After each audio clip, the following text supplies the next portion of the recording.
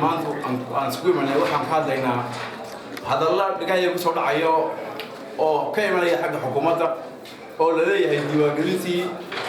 saddexda gobol imika maraysa ee socotay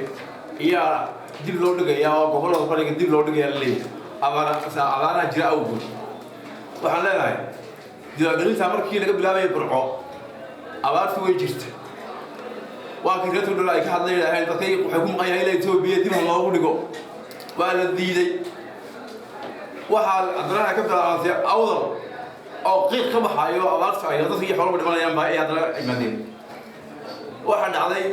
in salaadiinta iyo xuqaasha iyo xaqaynta marka hadlay waxay warabada waxa soo dhacay maanta tan dib loo dhigo maalin loo dilo meel wala sidii baa lagu galay saaxil bayimka maraysa suurtagal ma aha in la yiraahdo imkaan dib u dhigaynaa saddexda gobol kale oo abaar awgeed baa dib u dhigaynaa leedahay wax suurtagal ma abaarta halka ma weydiisay ma awal ku roobdaa halka lagu daa halka ba abaarta way ka jirtaa waa si xun baa ka jirta waa kii hubay u dhacay dadka iyaga awdal iyo sal boqolkii 40 iyo diiwaangelinta kale wax la waayay wax bulshada bay yahay tima sidii ku galay waxa weeyaan diiwaangelintu sidii ay u bilaawantay ay dawladdu u talagashay hawl socoto haddayna u soconayn oo la leeyahay waxa badalina hala ka salgeeyay waxa wax ka jira ma jiraan waxaan aragnaa fashilaad ku dhacay xukuumadda ma saxsaada haysaay horena oo fashiltay gurihii deegaanka oo dadku iyo darsadii dhacday dadku waxa ku sitay inuu burburo dagaal soo dib bilaabay ku sitay tiibkiisa waa saadi loo leeyahay maanta ila fashiltada haysan waa fashilaad xukuumaddu ya ay ku fashiltay shaqadii ay qaban lahayd ku fashiltay way marka yeeli mayno in dib baa loo dhigayaa in la kasro oo wixii la wada kasro waqtigeeda dawlad wax qaban kartaa ay dhalato lala sugo iyo in sida u socoto wax ka dhaxeeya ma jirto ma yeelin waxa weeye xukuumaddu waxaan leenahay waxaad ku hadlaysaa wax ka soconayo maaha hawshaasina hawl laga dhageysanayo maaha xilkii aad qaadistaa fulay oo sheeda fulay haddana fulay kale fashiltana dawladda u sheeg uu fiican yahay halka meedkii baa yaala xalay buu waabal hore una ku doona naxariis ilaahay keeno maahin emergency ha ku socoto doorashadu baanay ee diiwaangelintu danaha Soomaaliya baa ku jira distoorka ogol dimuqraadiyadda ogol wala yeelay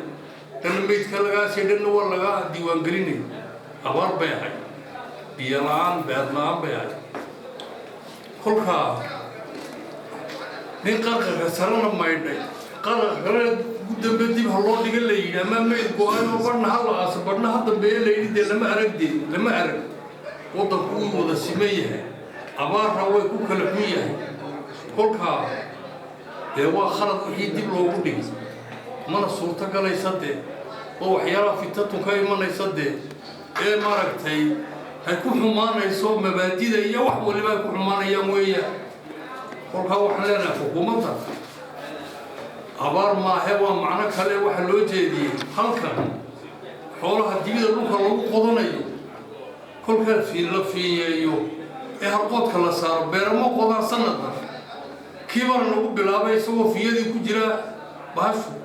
yaa lagu bilaabay kula garan waayay ku kale waa u kala qoday kolkay maas noqotay waxa la dibida dib loo doodo diiwaangelinta dib loo dhigo ma soconayso taas ma soconayso waa in diiwaangalku sideeda wadanku kor hawada gaadhaa haddii kale waa wixii hore la kasal galay oo cusub la wada bilaabo imika kolka barwaaqadu dhacda khalkhal wadada ku jiro waxba indhaha ma kala qaadayn dadka la diiwaangelinay indhaha ma kala qaadayn man gaajoonaya oo dadkiisa baqtiyayna kala qaadaya khasab hadana ku noqota ila diiwaangeliyo koow marka waxaan leenahay wixii hore in la kasal gareeyo oo marka barwaaqada imika loo daadadii la waxeeyo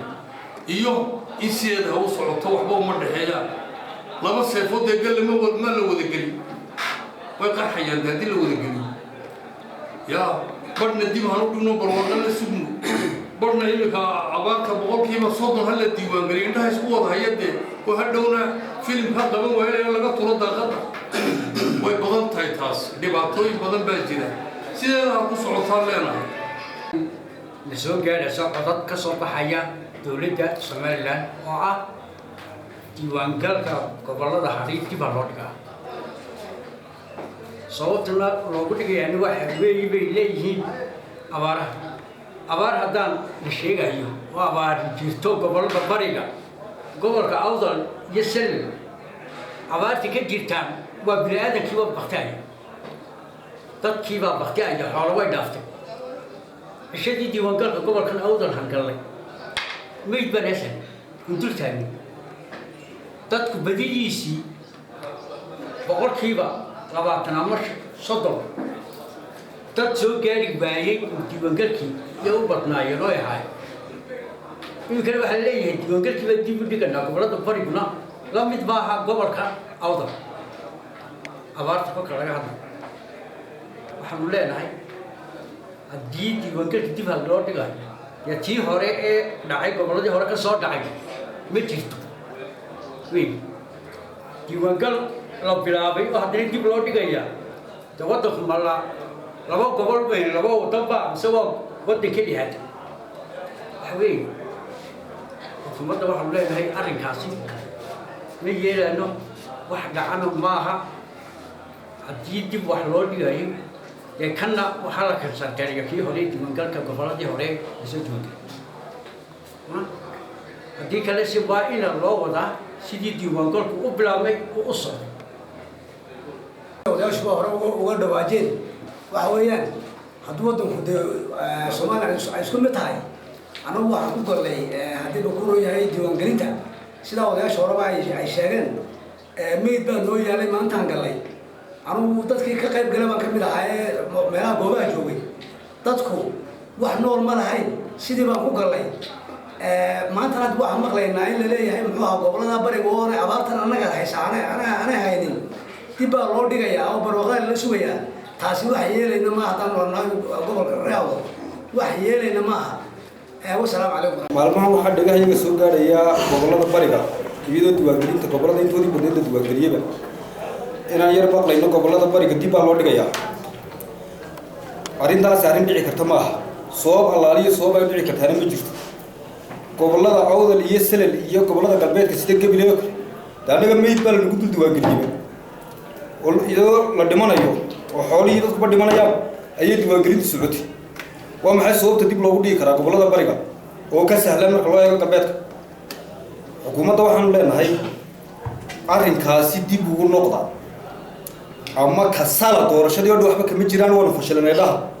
ama sideedii u wada gobolada bariga daa waddanka hadduu laba qaybood kale yahayna balaan noo sheegba anagu waddan keliya Somaliland la dhaban ognahay oo xukuumaddani inay ay u guntatay inay diiwaangelin iyo ay ka samayso nidaam doorasho sax ah oo lagu qalci karo inay ka samayso inay u guntatay baan ognahay commission qarankana waxaan ku dhiirigelinaynaa hawshooda inay gutaan oo la cidna laga wadgin waay annaga ka awdal ahaan meel walba waa lagu ogyahay in meyd ilaa imika uu jiro oo la dhimanayo oo xoolo dhamaadeen oo dadkii kaas dushiisa ayaan diiwaangelinta ku galay oo ay siyaasiyiinta iyo xukuumadduba lahaayeen waa qarannimadeennii baa ku xidhane gala diiwaangelinta gala jiritaankeenii Somaliland iyo qarannimadeennii iyo dimuqraadiyadeennii iyo aqoonsigeennii iyo wixii oo dhan baa ku xidhane gala baan dhahaa waan ku galay wixii dhintay ma wixii kale way galeen qaar baa meelaha dee abaaru ku haysteen oo boqolkiiba 30 baan isdiiwaangelin ma noqon karnaa xataa oo dee la daalaadhacaya abaaraha iyo oonkii haraadka inaan imika dhegaha iyagu maqlaan dawladda ay ka maqlaan gobolada bariga ayaa dib loo dhigayaa taa macnaheeda anagu aad ma garan karayno murtida iyo waxa ka dambeeyana ma fahmi karayno waddanku hadduu laba qaybood yahay in hala noo sheego waxaan leenahay yoom dib looma dhigi karo yoom maalin intay leegtahay hal maalina in dib loo dhigo ma ogolaanayno